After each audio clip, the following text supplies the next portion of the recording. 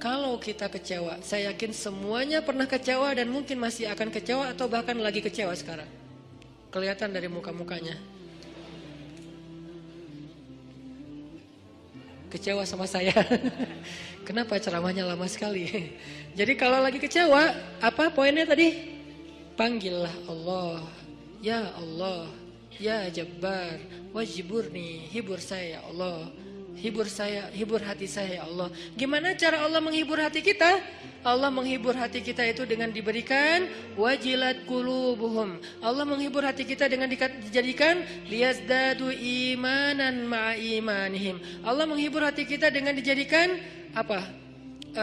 Tuma'ninatul qalb. Ala bidzikrillah tatma'innul qulub. Banyak cara Allah menghibur hati. Apakah Nabi pernah sedih atau kecewa? Kecewa pernah, sedih pernah di Al-Quran, direkam. Terus cara Allah menghibur hati Nabi yang lagi sedih atau kecewa gimana? Ya ayyuhal muzammil qumil layla illa qalila nisfahu awil qus minhu qalila أو زد عليه ورتل القرآن ترتيلا إن ناشئة الليل هي أشد وطئا وأقوم قيلا. Allah panggil Nabi ketika lagi sedih dan tidur. Ya ayyuhal muzammil. Ini dua kondisi Nabi lagi tidur dan dipanggil Allah. Satu, ya ayyuhal muddathir. Satu lagi, ya ayyuhal muzammil. Tidur kenapa Nabi? Bukan tidur, tertidur. Gara-gara capek seharian berdakwah dan capek seharian dibully.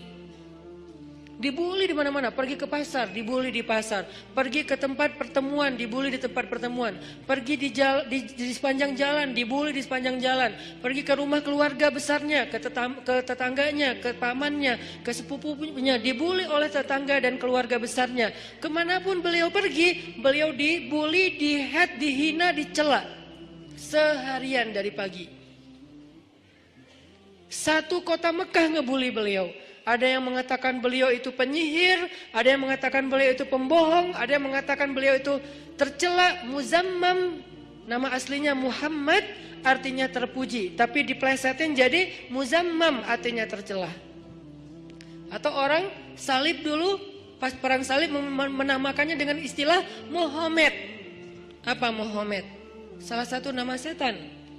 Jadi dipanggil Muhammad, dipanggil Muzammam, dipanggil sahir, dipanggil majnun, orang gila, dan banyak lagi yang nggak direkam secara diksi oleh Al-Quran, karena emang Al-Quran ini memilih banget diksinya, tapi secara simbolik Al-Quran nunjukin bahwa inilah celaan-celaan yang diterima Nabi berhari-hari dari pagi sampai malam.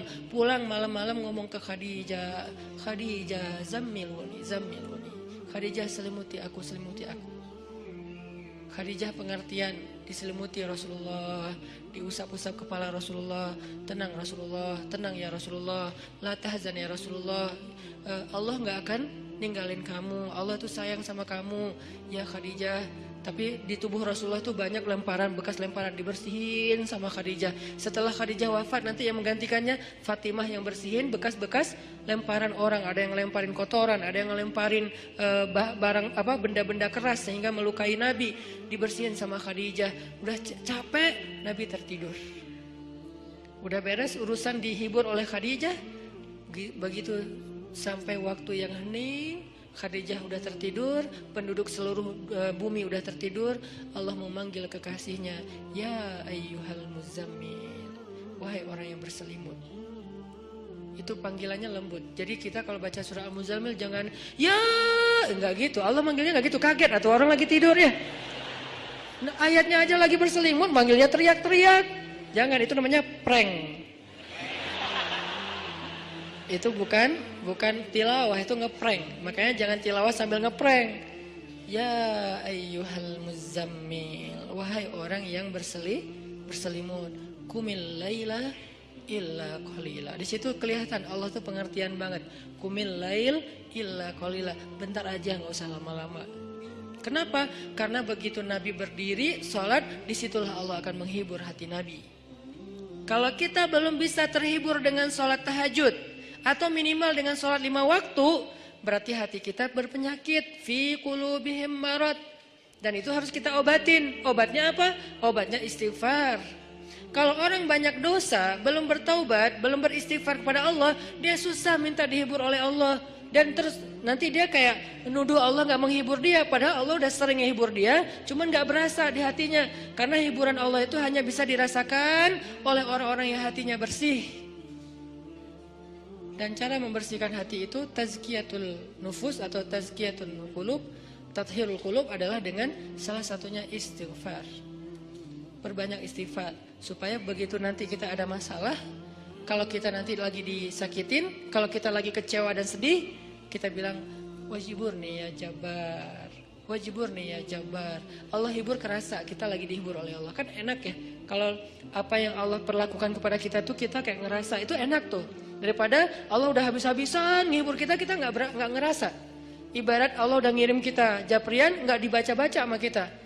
Terus nanti kita tuduh, lu kok nggak empati banget sih sama gue lagi sedih-sedihnya, gue curhat nggak dibalas-balas. Udah dibalas, nggak ada, lu aja nggak baca. Oh ya ada, banyak ternyata. Artinya nggak dibuka sama kita kan? Kenapa nggak dibuka? Mungkin pulsa kita habis, mungkin handphone kita error, mungkin apa dan segala macam kemungkinan. Nah gitu juga dengan Allah. Wa idza sa'alaka 'ibadi anni fa inni qarib. Qarib itu kalau lebih dekatnya namanya akrab. Akrab. Qarib. Sahabah qarib, sahabat karib. Itu bahasa Arab. Kan saya sering nge-mention bahwa ini dari bahasa Arab, bahwa biar kita tahu identitas bahasa kita itu sebetulnya sebagian besar diambil serapan dari bahasa Arab. Terus siapa yang merangkai bahasa Indonesia dari bahasa Arab kalau bukan ulama? Jadi nggak bisa dilepaskan antara ulama dengan Indonesia, antara ulama dengan kebangsaan, antara ulama dengan nasionalisme. Toh bahasa nasional kita dibentuk oleh ulama. Buktinya serapannya 90% itu bahasa Arab. Sebagiannya benar terjemahannya, sebagiannya keliru, tapi tetap aja bahasa Arab. Makanya kenapa saya sering mention itu bukan mau apa di Arab-Arabin biar gaya, biar kelihatan ustadz gitu, enggak. Kalau mau kelihatan Arab banget saya banyakin Arab emang itu mah. Ini enggak lagi kayak gitu. Lagi pengen menarik benang sejarah kalau bahasa kita itu emang sebetulnya bahasa Arab yang diserap. Jadi kalau ada yang agak alergi tentang Arab, saya pikir ini berlebihan. Kita nggak alergi terhadap ras, mau Arab kayak, mau Eropa kayak, mau Afrika, mau apa, ya kan itu semuanya takdir Allah kan. Emang kita bisa minta diciptain sebagai orang apa? Nggak bisa kan?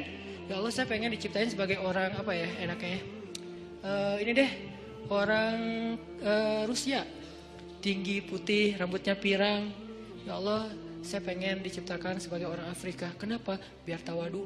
Enggak gitu juga sih. Jadi kita nggak bisa request gitu kan ya. Dan orang Afrika pun sebetulnya sekarang kan jadi keren ya.